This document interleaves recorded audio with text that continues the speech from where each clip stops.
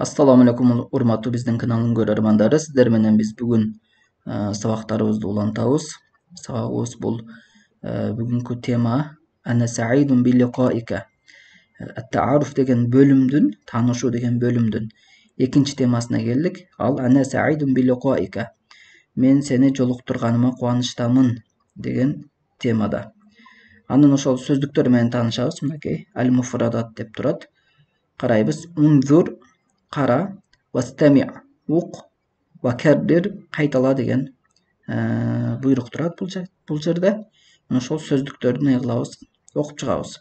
Биринчиси вазифатун, мехнатун, амалун. Бул вазифа деген биздеги кыргыз тилинде деле бар болгон озипа деген сөз, мехнатун деген кесип, амалун деген жумуш, иш, жумуш. Мындай айтканда, озипа, иш, жумуш, мына ушул сөздүктөрдү колдонобуз. Анан кийин мутаржимун, бул котормочу, переводчик деген маани. Анан амилун, бул жумушчу дегени. Анан талибун, бул тилмизун, бул окуучу дегени. Талип деп бул студенттерге айтса, ал эми тилмиз деп бул кичине окуучуларга айтат. Анан кийин муаллимун, бул мугалим, мударрисун, бул дагы мугалим, устазун, устаз. Анан садикатун, замилатун. Бул садикатун деген дос дегени, бул женский родтогу. Замилатун, бул дагы ошо дос дегени. Бирок замилатун бул классташ деген мааниде колдонулат. Ушул та, бул билесиздер, женский роддун тасы. Муну алып койсок мужской род болуп калат. Замилун десе классташ бала дегени. Анан наджарун. Наджарун бул жыгач уста. Анан кийин мутакаидун, бул пенсионер дегени, пенсияга чыкканы адам өзүн мутакаид деп айтат. Анан кийин сахафи, бул сахафи деген журналист дегени. Сухуф, сахифатун деген сөздөн чыгат, газета, журнал деген сөздөр мына ошол сөздөн чыгат.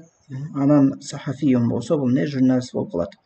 Хатифун махмул, бул сотовый телефон. Мухасибун, бул бухгалтер. Анан ошондой эле программист деген мааниде колдонулат. Баридун электронный, бул электронный почта дегени. Барид деген почта, электронный деген электрондук дегени. Анан хатифун сабит же хатифун ардый дегени бул уже домашний телефон. Бир жерде кыймылдабай коюлунган жандай проводтуу телефонду хатифун сабит ардыйюн деп коюшат. Унван, бул адрес. Кээде бул тема деген мааниде деле колдонулат. Бул жерде унван, адрес. Атилун, бул жумушсуз. Жумушсуз адам өзүн атилун деп айтат. Я'малу деген бул этиш, иштеп жатат дегени. Амила бул өткөн чагы болсо, я'малу бул учушак келер чагы болот. Фе'л мудари.